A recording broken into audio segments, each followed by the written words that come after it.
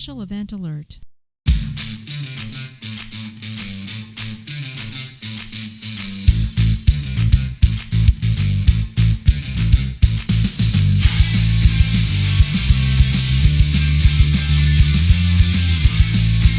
My wingman was too damn close, and I had to eject, which is excuse number 140 for being late for changeover.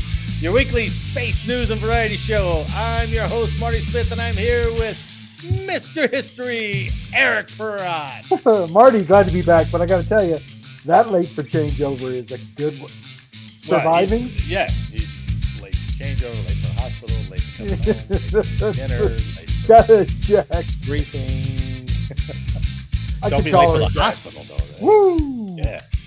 We're here to bring you the latest headlines and updates pertinent to all Guardians and to the other branches as well. So take your seats, get informed, and have a laugh because... From the Rockies to the Space Coast, Late for Changeover is here with the guys to shake the skies. Get the guys to shake the skies. I know, I just kept trying different things, and I actually put it in like Chat GPT. I was like, rewrite this thing. And it came up with that, and I was like, good job. Good job. Which one do you use?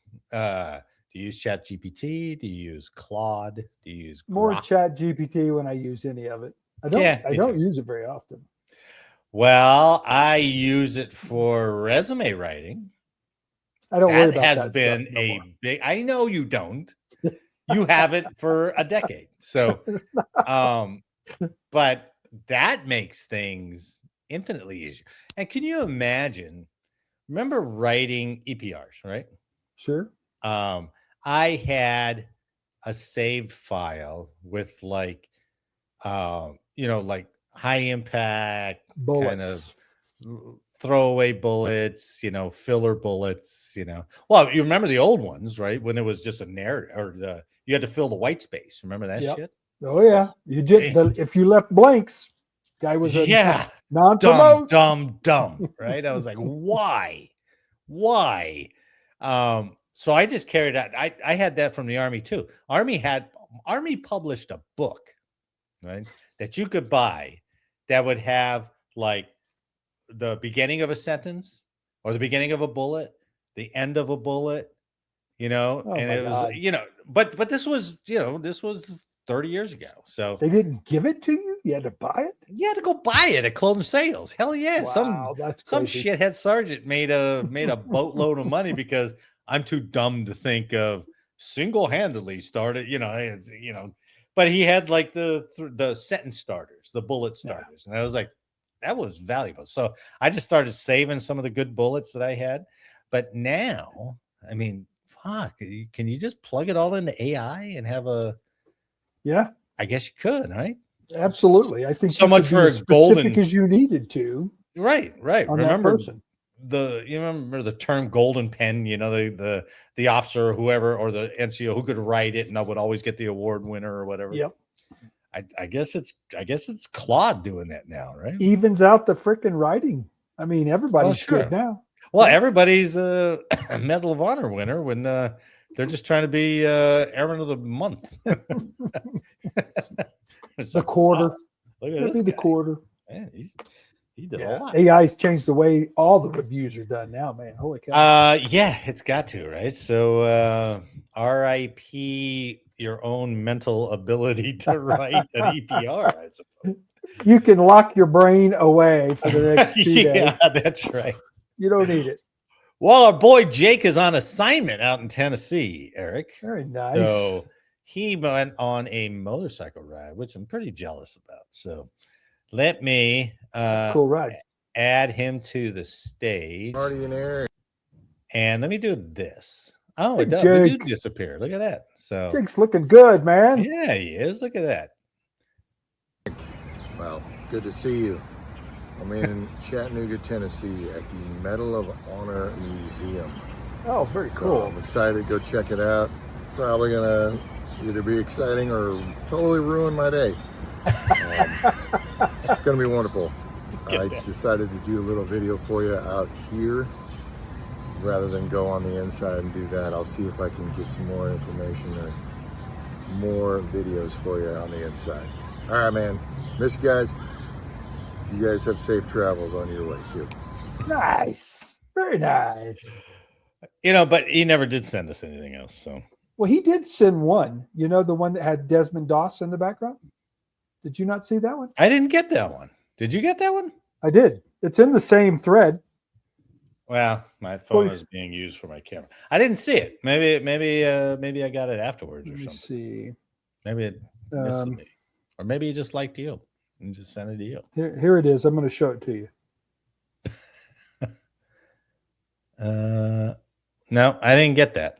Or See if I did Desmond- get it, See Desmond Doss in the background? that's what's the movie? Hacksaw Ridge. Hacksaw Ridge. Yeah, Hacksaw Ridge. Yeah. I hope he got some good stuff. So we won't do unheralded history when it comes back. It's just going to be Jake's trip to the Medal of Honor. Medal of Honor. That's That'll be really worth cool. it. Yeah, that'll be worth it. Yeah. Well, so Speak, go wise one.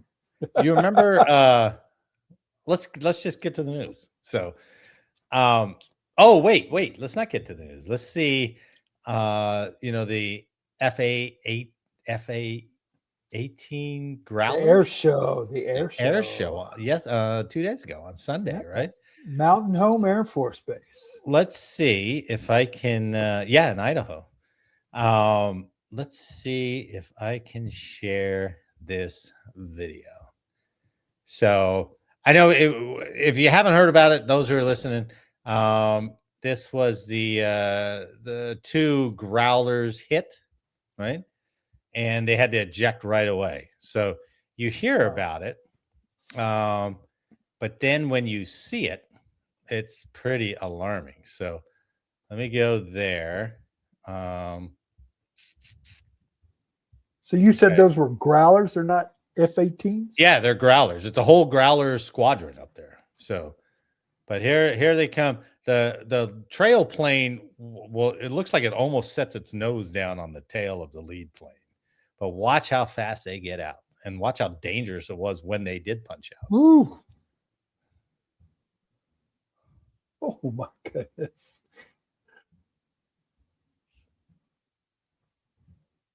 Boom, boom, boom. There they go.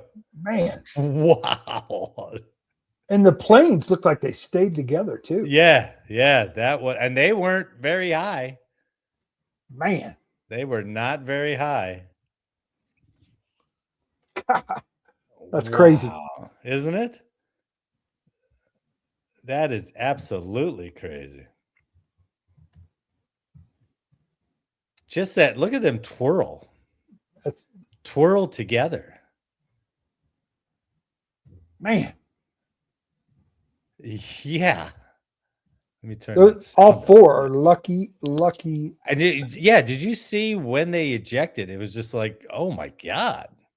At must have been first, I like, thought ow, they ow, ow. ejected upside down, but I think they had to wait till the plane tipped up. Oh, yeah, you might be right. You To- might be to right. get- Yeah. God, it happens so fast though. That's just crazy. Okay, Look at so that. now they're inverted. Now they're right? stuck together, I guess, right? Up top. Yep. And Well, now you know what's- the plane rolled over, and that's when they ejected. But you know what was also because at first glance, right?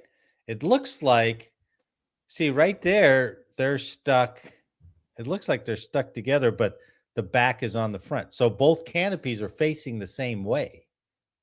Oh, Right? yeah. See, at first I thought, were they belly to belly? And I was like, no, they were. Looks like it there. Yeah, but they're actually facing the same way. So as it goes, there, see, both canopies are facing the same way. So now you When got a it rolls threat over. of, am I ejecting right into this other plane? Right? Because look at that. There they go, right there. Oh, wow. And see how it rolled over at the very last? That's, Yeah. So they got away from the crash and stuff. Man, that's The canopy separated just enough, it looks like, for them to eject. I think one guy had to go to the hospital. So the other three, pretty miracle. They're okay. you don't see that at every air show you go to. Well, you hope. I mean, the last time you went to an air show, or when you go to an air show, I mean, you don't want to ever see anything like that, but it runs through your head.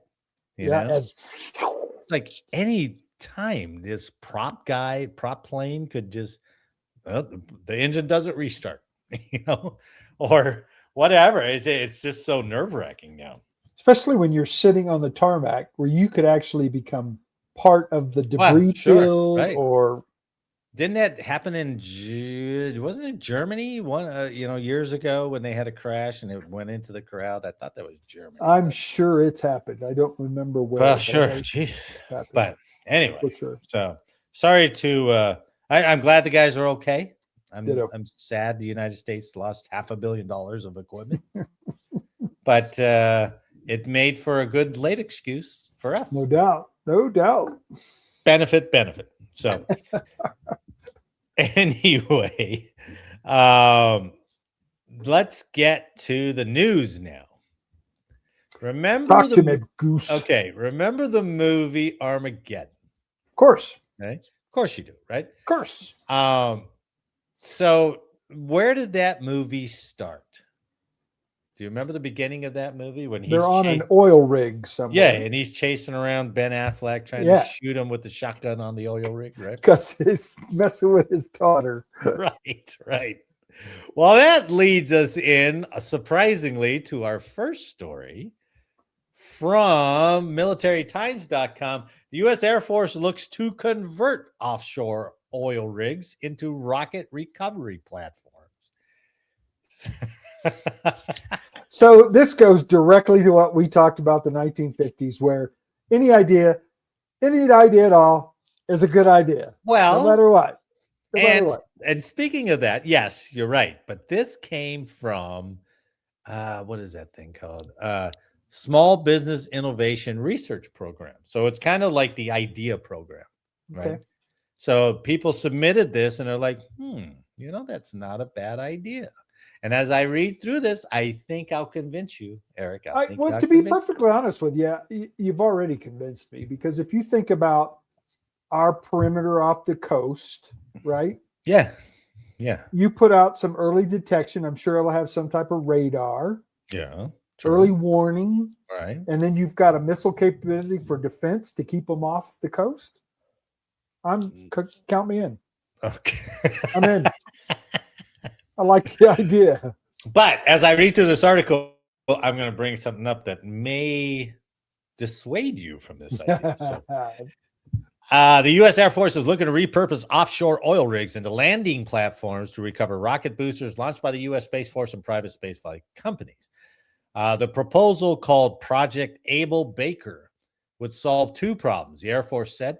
First, the new sea-based recovery stations would offer a cheaper way of retrieving reusable heavy-lift rockets so they could be launched again, and it would provide a new purpose and refurbishment for decommissioned oil platforms before they become environmental hazards. Okay, so now you've already lost me. This has nothing to do with the defense of the coast. No, it's just rocket recovery. Yeah, now I'm disappointed. That's all it is. It's just rocket recovery. You see where I'm going, though, with the early warning? I do. I mean, if you're like, hey, we got stuff built out there. It's already there. Don't need to build anything Prop new. A couple freaking air to freaking... China is building new platforms out at sea. We already got them littered out there. So. Runways, man. But all they want to do is catch the rockets. Okay. Now I'm disappointed. Which I think only SpaceX and Blue Origin have done.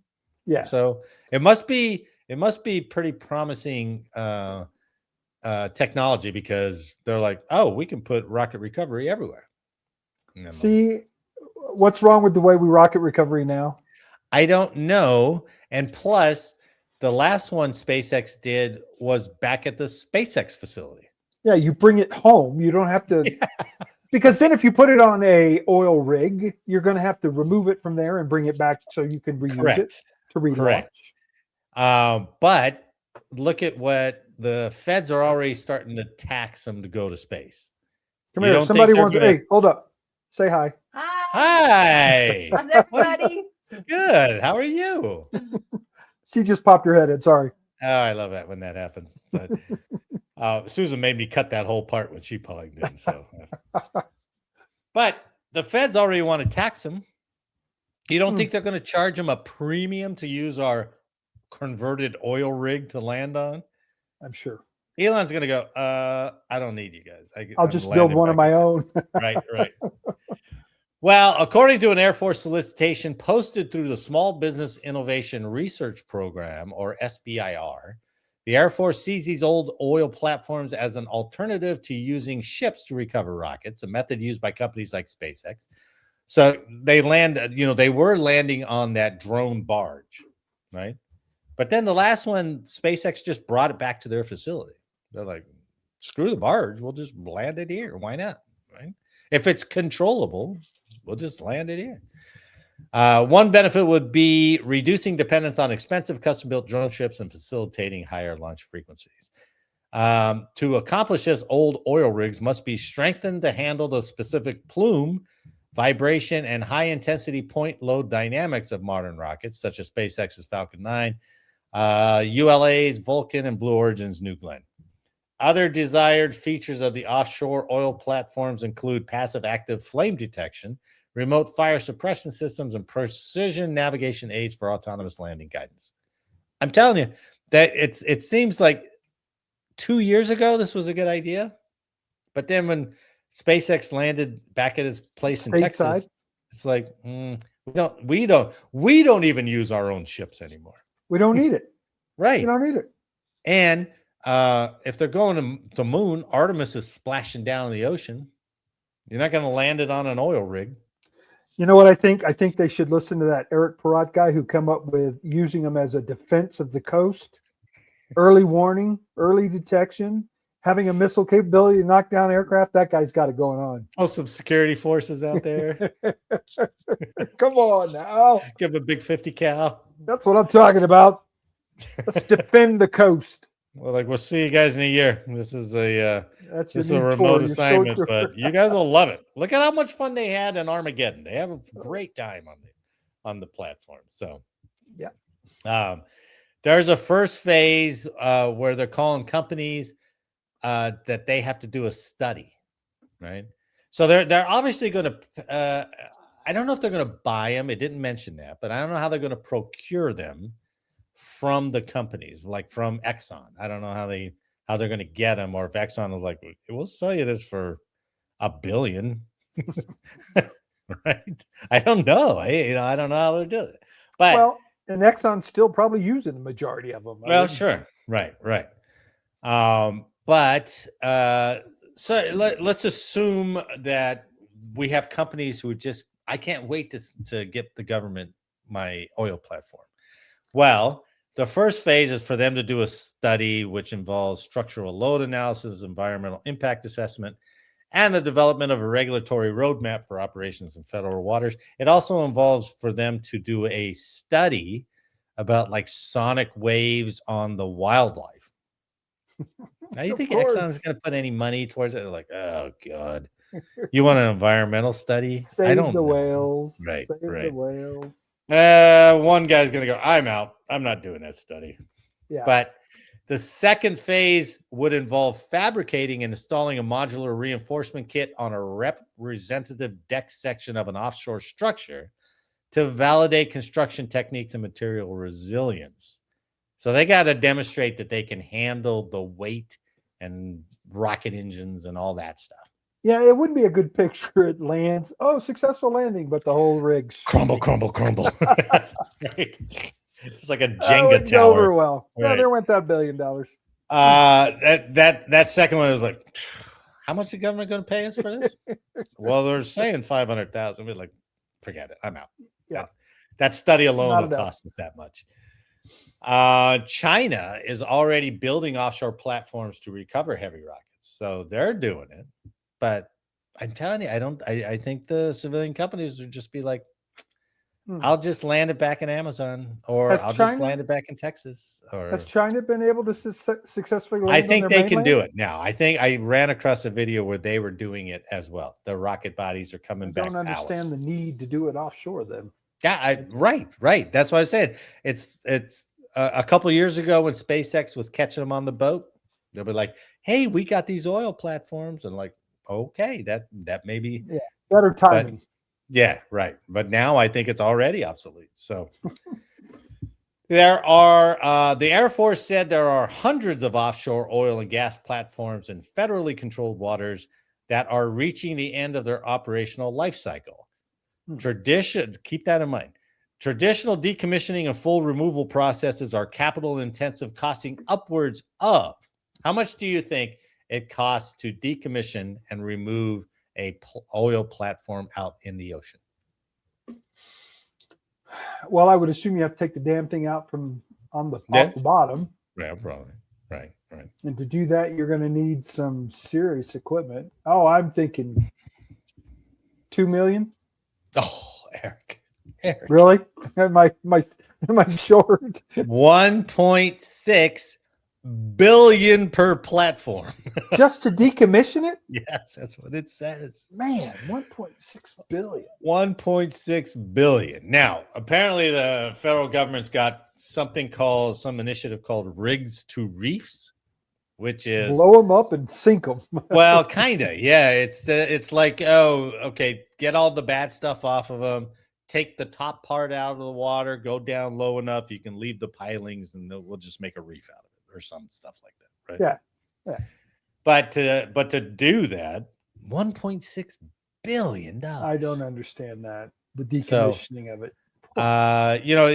Maybe Exxon is faced with, well, we either pay $1 million to tear it down, or we can pay $1 million to do all the study and structure upgrades and then give it to the United States. Something to be said for being lazy. Sure. Right. But let's go back to that first part where it says there are hundreds of offshore oil and gas platforms in federally controlled waters that are reaching the end of their operational life cycle. Okay. That tells me is the oil pocket dry, and that's the life cycle? Or is it like operational, meaning, oh, it's time to upgrade all this shit on here, right? Man, that's a good question. I don't know the answer either, right? Yeah, I would assume that if it's you're decommissioning it because you've removed all the materials. That's what I would think, right? And There's oil, nothing left to pump, right? Yeah. But when they say operational life cycle, that makes it sound more structural to me. That the technology is obsolete or something on them. Could be. Yeah, could be. So here we are. China's building new ones, right? We have this idea, let's use oil platforms to land rocket bodies on. And we already got platforms out there. All we got to do is spruce them up a bit and we're good to go. But watch 10 years from now, this is how the military goes. Great idea, but we're using old stuff, whereas China's building new stuff. We're using old stuff, which will fill the gap for now. But then 10 years from now, they're going to go, hey, these things that were at the end of their life cycle 10 years ago are now really at the end of their life cycle. They're obsolete. And we need to build new ones. We need an emergency vote on money to build new ones, which we should have done. Cost. Which we should have done 10 years ago, right? Double the cost. I mean, it seems like we pursue. It's a great idea, but it seems like we're just going to pursue stuff that's going to be obsolete even faster. Yeah, when we start using it. Or that may not get used at all because the technology is going to be, once they convert their first oil platform, say a couple of years from now, the technology is already we don't need them.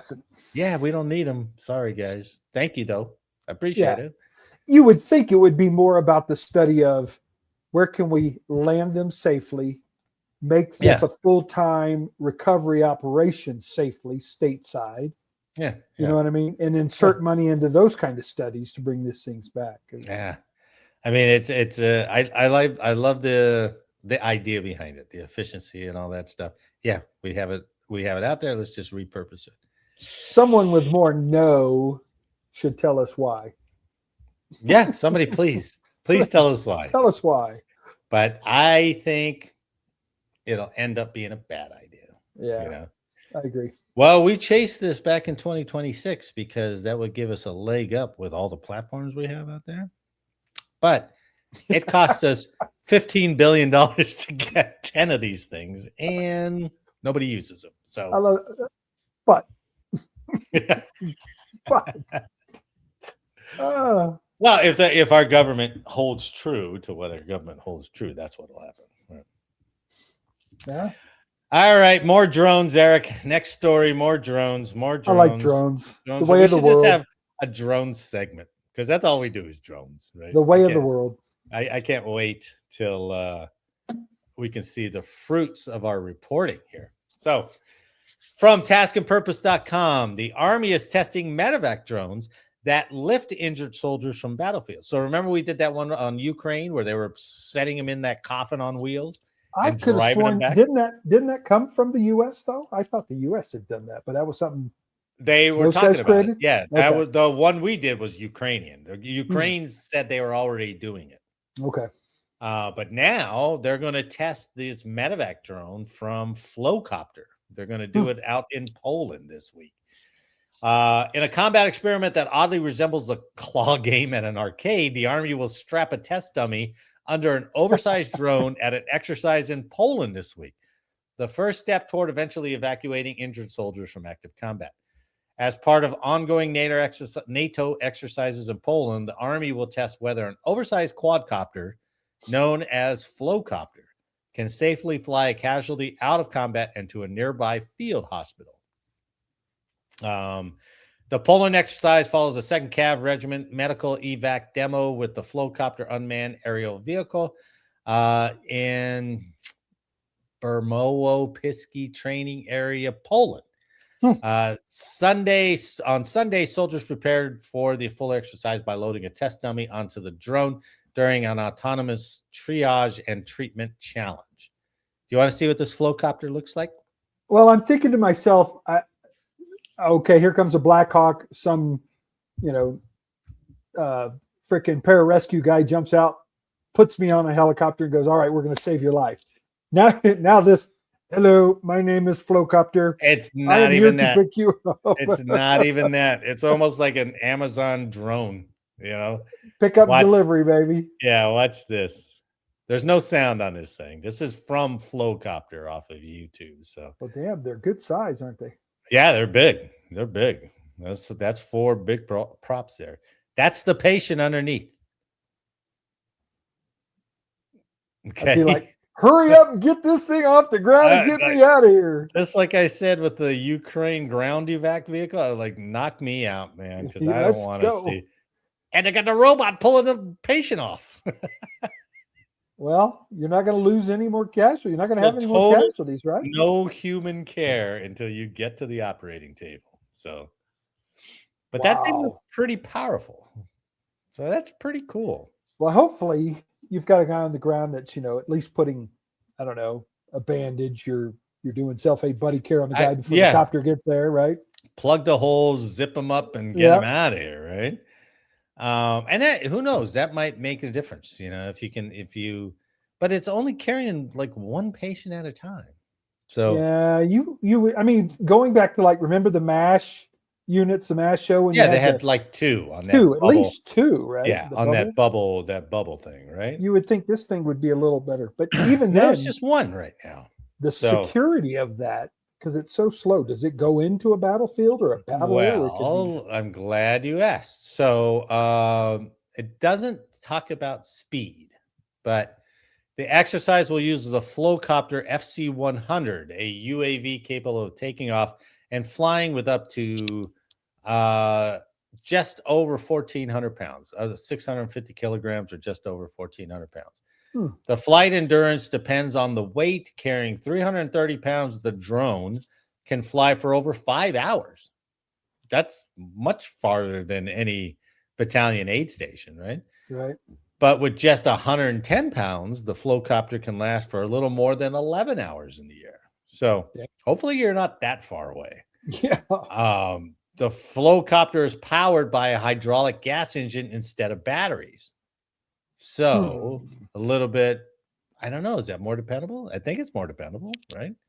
You just gas it up. You don't have to worry about batteries and the weight of the battery and all that stuff.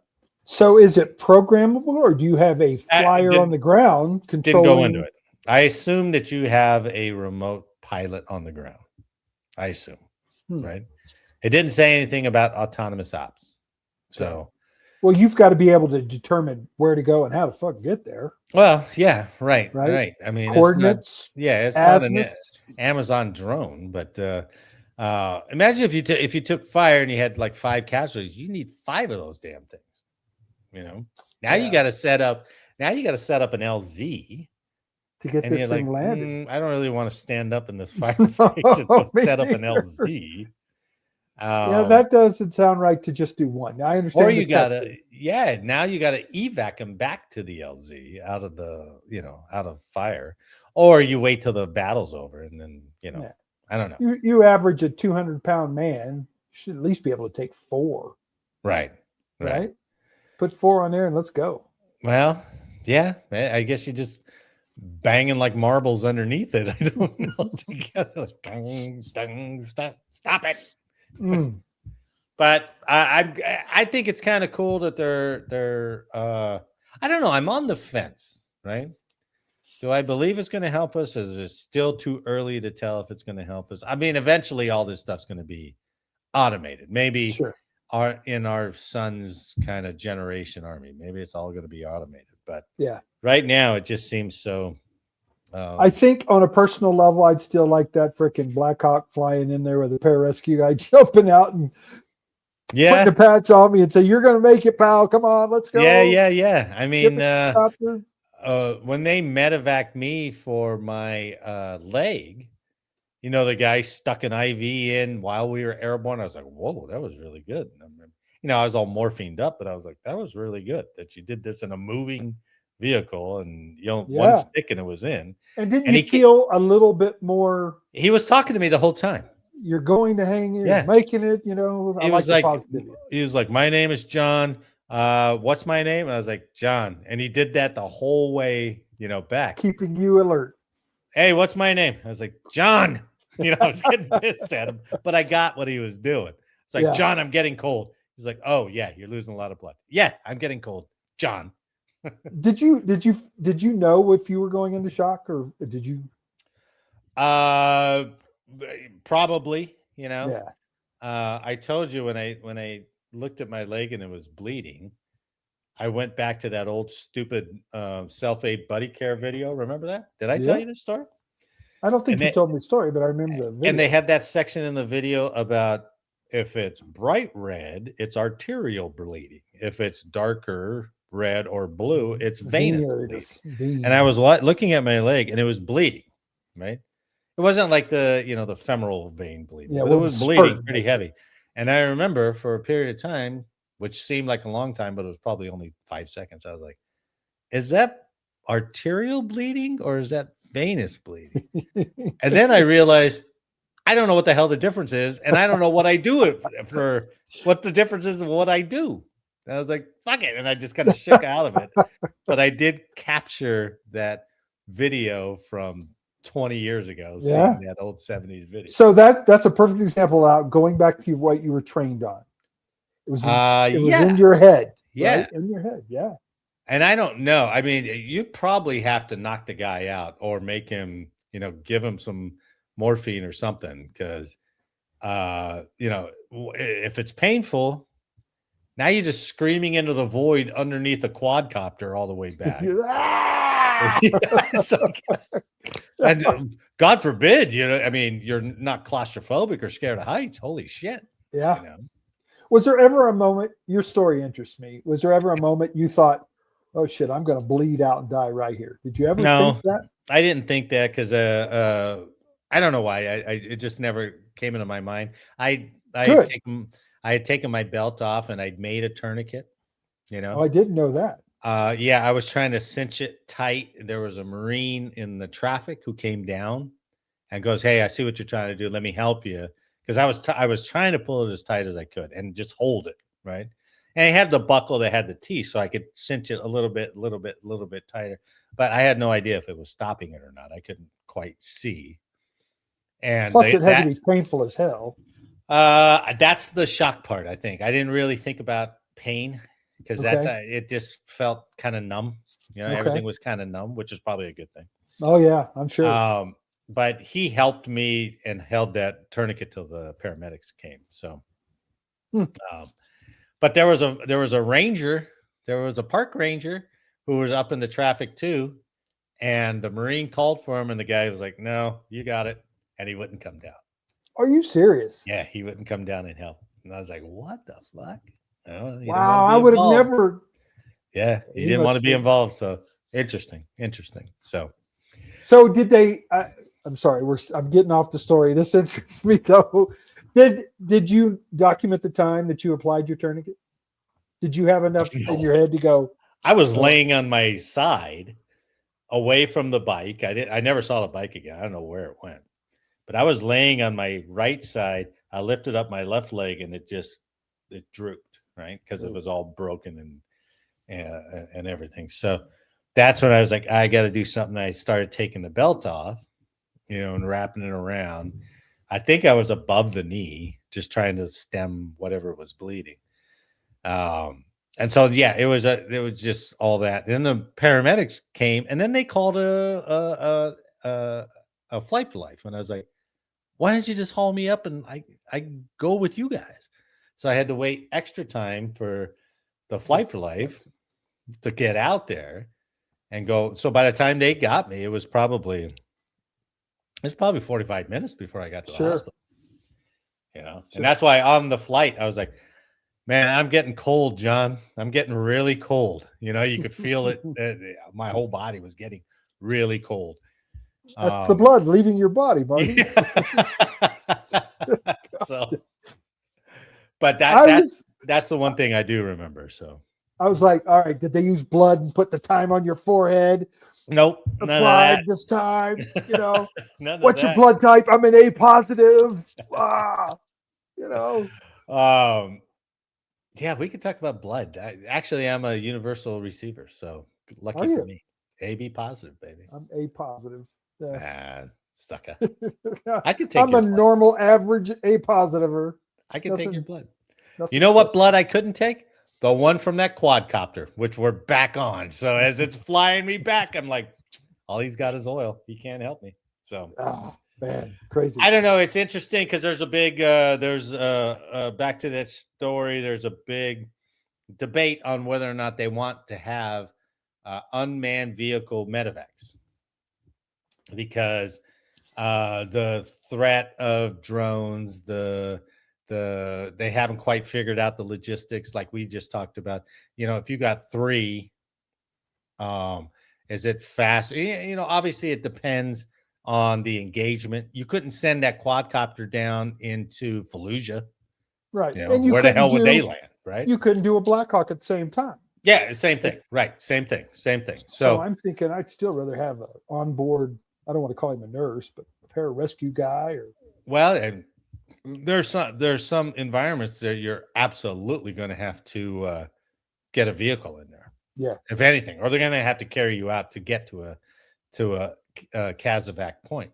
Yeah. So it doesn't sound like this is going to be, maybe Korea, maybe fighting in Ukraine, right?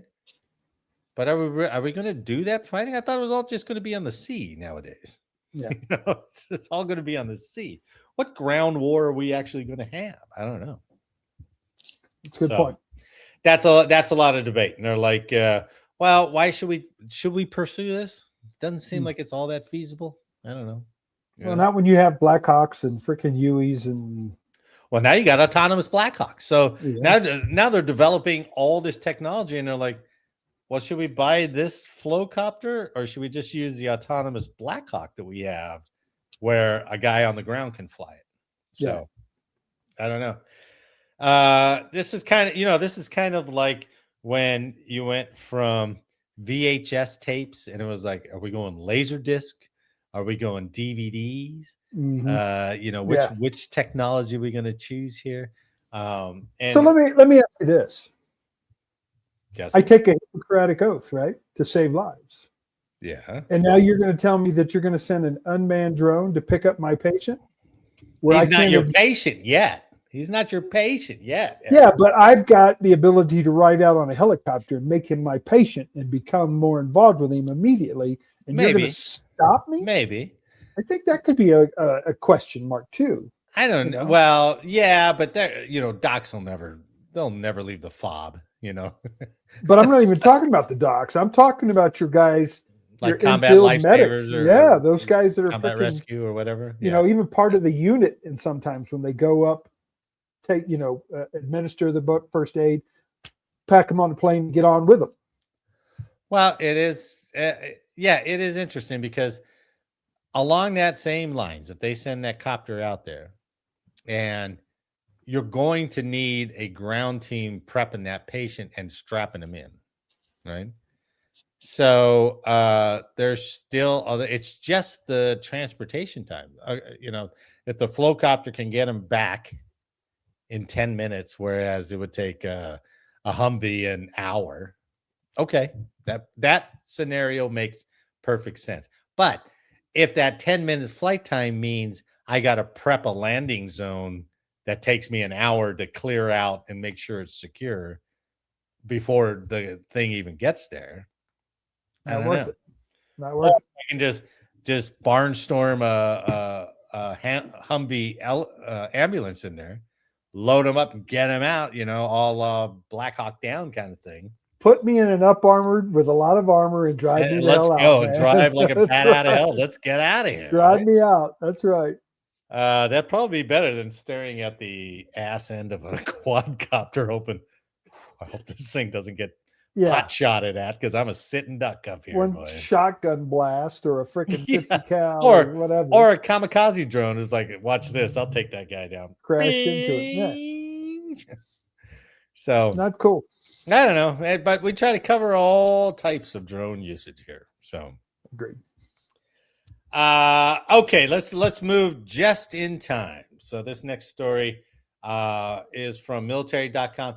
Just in time for Memorial Day, which I completely forgot. It's this weekend. Yeah. That's amazing.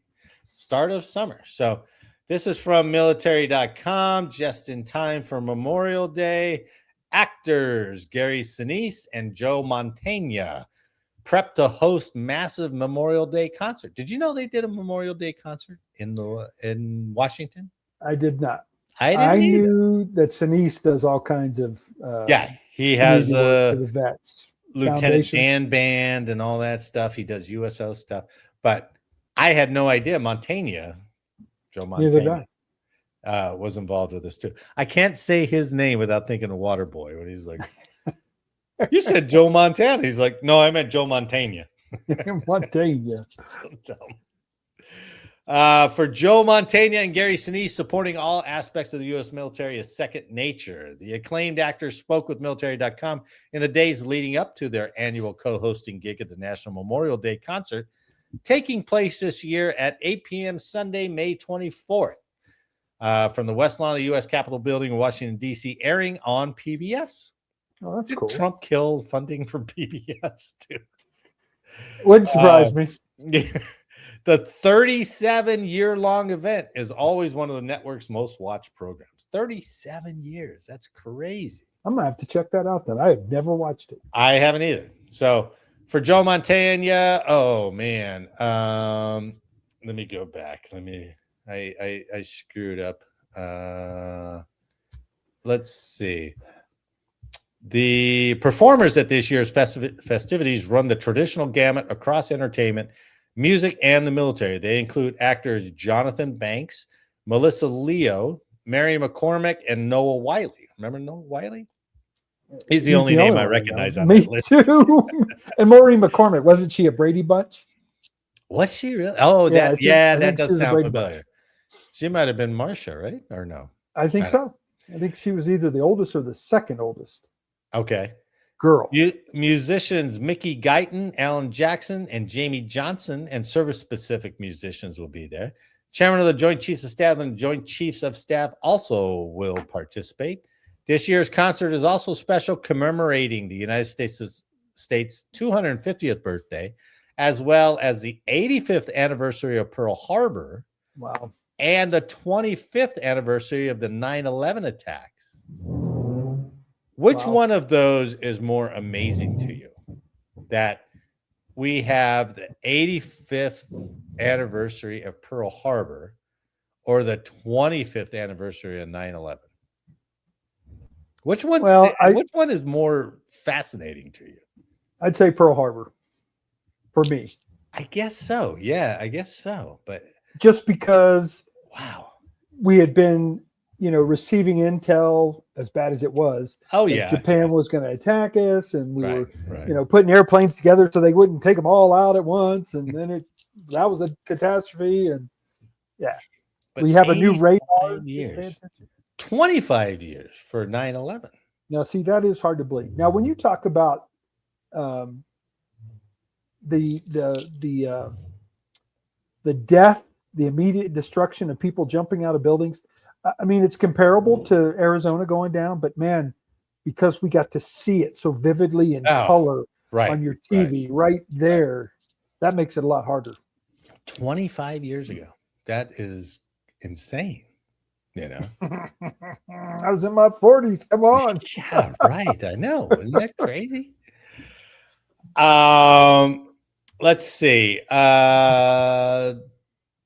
Since Sinise, he started taking a band out and playing for the USO a long time ago. And Joe knew that he was doing that. Joe was involved with this concert, and he ironically asked Sinise to come perform and do a segment at the USO. So that's how they met. And then they were like, why don't you just perform at this concert? And so that's how that relationship started between those two. Good stuff. Holy cow, what did I do with this thing? I copied and pasted like I'm just a wild man here. I don't know what I did. That was no. Oh my God, this thing copied the whole article. I apologize, man. This is crazy. But basically, the Sinise said it also provides opportunities to showcase individuals' contributions before it's too late, specifically mentioning how the last World War II veterans are fast approaching 100 years of age, or are 100 years of age, right? That wasn't it last year that the last survivor of Pearl Harbor passed, right? Yep. The Gary Sinise Foundation started in 2011 to serve and honor America's military, their families, and first responders. In the past 15 years or so, more than $650 million has been raised for efforts, including community and rehab programs. Mantegna is an ambassador for that foundation. Sinise said the foundation came about from his willingness to help in any facet he could, be it through helping build memorials, providing care packages to active duty troops, or spreading the word through the world of entertainment. In the days preceding this year's concert, Sinise will be visiting Dover Air Force Base for a concert before playing again at Fort Belvoir. He will serve food at the Walter Reed Medical Center. He and Mantegna will also record a podcast. Among the aforementioned guests and activities, the concert will include a Vietnam Veterans tribute as well as a Gold Star Families tribute. Nice. Mantegna called it America in its purest form. I like it. So, as a reminder, concert will air at 8 on Sunday, May 24th on PBS. Hats off to those guys, man. Yeah, that's really cool. That's really cool. Really I mean, cool. how fun would it be? I wish you were famous enough. How could you get involved with USO? Even though I have never been to a USO, even when they came to the town, right? Could never get tickets to it. Have you ever been to one in the airport when you were traveling? Oh, I went to the USO lounge. Sure. Yeah. Me too. I've sat there before. It's a more comfortable place to stare at your phone than has better Wi-Fi. For me, it was even before cell phones. It was a better place to sit. Right. Yeah. Right. I'm with you. Yeah. Pretty cool. But anytime one of those performers came, it was always like, well, we're going to give the lowest ranking tickets, and then all the highest ranking kept their own tickets. So they always ran out before you go, hey, is there any ticket? And they're like, no, we got all the airmen and A1Cs going. So, and you guys are going. You guys are going, right? Well, yeah. We're all going. The command staff's all going. Of course. You're like, okay. Got to represent. How about I pull shift for you? Oh, that'd be great. That would be great. How Could about you I do work that? for you? Yeah, I'll do it so all you guys can go. Yeah. Someone's got to stick it to it. It's just- All right, Eric, I got a good unheralded history for you. I'm excited to hear, brother. I'm Yeah, excited you'll be to proud hear. of me for this one. All right, I found this one off of togetherweserve.com. This is pretty. Actually, I heard about it from military.com. Some guy was trying to find survivor stories, and then I was like, what is he talking about? And so this unheralded history is about the Battle of Fire Support Base Ripcord. Right? This was Never the heard of it. last high casualty engagement between units of the U.S. and the North Vietnamese Army that took place between March and July 1970. Wow, that Okay. far up. Yeah. In 1970, President Richard Nixon was secretly withdrawing troops from Vietnam, leaving only the 101st Airborne Division fully operational, which he tasked with regaining initiative of the A Shaw Valley, a key strategic focal point for the NVA. And that, so it was that members of the 187th and 506 Infantry Regiments, along with supporting units under the command of 3rd Brigade, were sent to the abandoned fire support base Ripcord to set the stage for the planned offensive called Operation Texas Star. So they were going to go on the offense, but they never got there. The plan was to rebuild the abandoned fire support base on set on 4 hilltops to be used as outposts for the planned offensive by the U.S. Marines to search and destroy the NVA supply lines. The operation was held with as little press coverage as possible. This is the part that'll piss you off. It was held with a little press coverage as possible since it was happening during the time of the Cambodian incursion, which was No. gosh, we can't go into Cambodia, Yeah, even can't though we're do in that. Cambodia. You can't do that. And it was also 1 year after the media disaster of Hamburger Hill. Oof. You know, we should cover Hamburger Hill because there were some comments about Hamburger Hill, how we went back to like Civil War times and just kept throwing human waves up that hill. Up the hill. Dumb. And then when you occupied it, you gave it right back. He gave it right back. So while the members of the 101st Division were rebuilding the base and prepping the attack on the enemy supply lines, the NVA was secretly gathering intelligence. They also launched sporadic attacks from March 12th and lasted until June 30th. It is estimated that as many as 25,000 NVA troops were positioned in the A Shaw Valley area at the time. Now, isn't that seem like a characteristic of every Vietnam battle? 25,000. We wholly underestimate how big the enemy is. I mean, wasn't that We were once soldiers, or we were soldiers. soldiers. What was that that battle? A Shaw Valley. It wasn't in the A Shaw Valley. It was different. It was it was in the A Shaw Valley. Yes.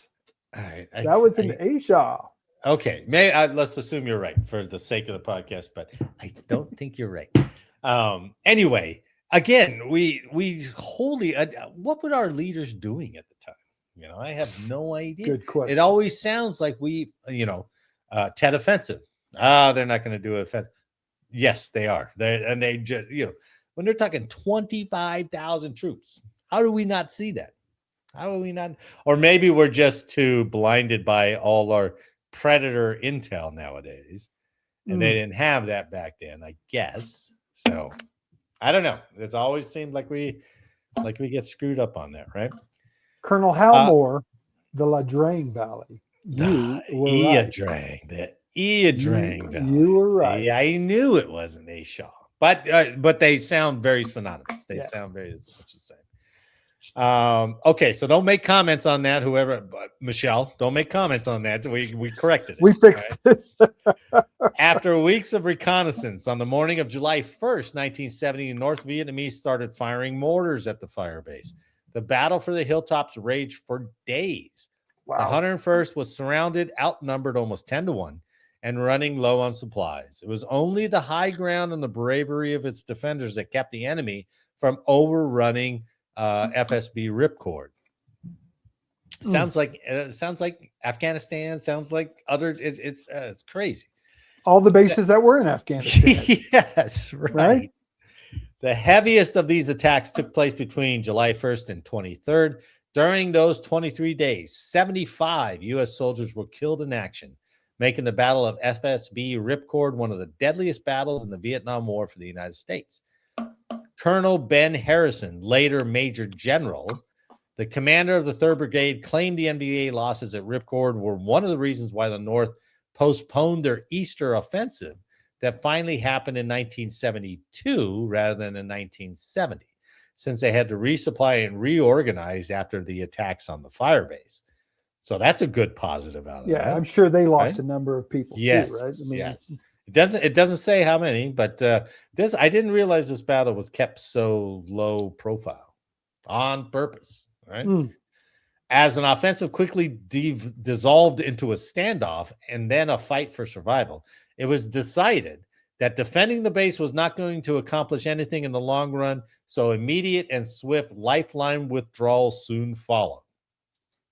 Okay, I'm torn on that. It's like, okay, typical, but at the same time, maybe they recognize and are like, we don't need to say it. Let's get everybody out of here. Yeah, with the war, and I'm sure there was still talk the war was coming to an end. The could have been. I mean, it's still 5 years before we're out of there. But yeah, you're right. It's withdrawal anyway. Numbers would be in run. On July 23rd, after the helicopters withdrew, the survivors under heavy mortar, anti-aircraft, and small arms fire. After the evacuation, the U.S. Air Force B-52 bombers were called in for carpet bombing. Of course. Pepper them, baby. Right? Of course. Into the tunnels, they're carpet bombing again. So yeah. The final death toll of FSB Ripcord from March 12th to July 23rd was 138 American soldiers. There are also 3 men missing in action. Among the men killed in action were the professional football player Bob Calsu, who played for the Buffalo Bills before being drafted, and Wheeland Norris, the brother of Chuck Norris. Wow. Yeah. 3 Medals of Honor and 5 Distinguished Service Crosses were awarded to the men who fought at Ripcord. One of the Medals of Honor was awarded to Lieutenant Colonel Andre Lucas, who died on the last day of the battle after directing the successful retreat of his men. Wow. That's a hell of a story. The Battle of FSB Ripcord was not very known to the public, mostly because the Nixon administration wanted to avoid any media coverage of the last major battle in the Vietnam War. The memory of the battle was revived in 1985 when the FSB Ripcord Association was established to honor the fallen and remember the survivors. Wow. I know. It took the soldiers themselves to make an association and then start going, hey, people need to recognize this. Important, man. Yeah. Yeah. Good story. Good one. Yeah. Pretty interesting, wasn't it? I'd never heard of Ripcord. No, I hadn't either. I mean, after, Tet Offensive, I have no idea what happened in Vietnam until we pulled out, right? Yep. Now we know there was kind of a reason why. So they were hush hush. Yeah, there was like hey, let's put a good face on this and just not report anything. And it makes you think too, were there some other alternate reasons why they even decided to occupy the space so late in the war? Because again, and you have one division left, one intact division left in the country, and you're going to send the better bulk of that division up there, and like, okay, we'll put them on a movement to contact, see if we can destroy the supply line. I mean, they know that you guys have all left. There's nobody left, so not sure that was a smart thing. Yeah, that's a tough one. That's a tough one to fight through. So good stuff. Well, on a lesser note, I was going to cover this, but you remember? Did you see the guys get awarded Purple Hearts this week? From Hegseth? Yeah. And I forgot about that incident because it was 2003. Okay, I thought it was 6 for some reason, but it goes all the way back when they had to. When the guy threw the grenades in his own tents, right? and shot people up. And I was like, whoa, I Yeah. totally forgot that incident. So It's about time they were recognized. well, they wouldn't give them Purple Hearts because Non-combat related. and there something was like that. no terrorists involved. So That's and crap. they were like, hold up. We can still have domestic terrorism. Well, Yeah. one of the first sergeant or sergeant major, I saw a brief interview with him, and he was saying they won't recognize it as a terrorist attack, yet they use the incident in their terrorist teaching courses. So if it's not a terrorist attack, why are you including it in your curriculum and not giving us a Purple Heart for it? And So- oh, by the way, if you're going to use my military, I don't care what the action is. If they Yeah. get hurt, yeah, that's a Purple Heart. right. If in that action you used my military, I don't care what the reason was. Oh, it brings to mind the attack at Fort Hood, right? Yeah, the shooting. Did they get? Maybe they should get Purple Hearts. I think they should. Yeah, That I mean, was- I mean, along that same ultimately, lines, right? That was a terrorist involved shooting, if you ask me. Absolutely, and he admitted he was. He was. Yeah. I'm like, I hate America. I'm so for Yeah, that. well, but at least they corrected one. So Yeah. military doesn't always get it right at first, but 20 years later, maybe they do get it right. So, Yeah, let's yeah, hope. good on them. Good on them. Eric, Yes, that was sir. fun, man. It's always good to see you. You too, brother. Jake, have a safe ride home. Right? Yeah, we look I know he's forward not to going to it. watch. I know he's not going to watch this long. So Gonna he look won't even forward watch to the debrief of the museum. right. I know. So next week, if he's on, all he's going to do is talk about Medal of Honor Museum. So that's unheralded history for next I week. like it. So look forward to that. Yeah. Let's cap it, Eric. Let's close it off. Let's end it. So on behalf of Eric and I and Jake in Tennessee, I'd like to thank you for listening today. Please like, share, and subscribe and comment. And keep coming with the comments. So Like them. let us know how we did in the comments and what we can do better. Well, you guys are very good at letting us know what we can do better. That's for damn sure. Make sure next week that you are not Late for Changeover. Eric, thanks for the week. And Jake, get home safe. And everyone listening and watching, thanks for watching and listening. We'll see you next week. Peace out, brother. We'll see you.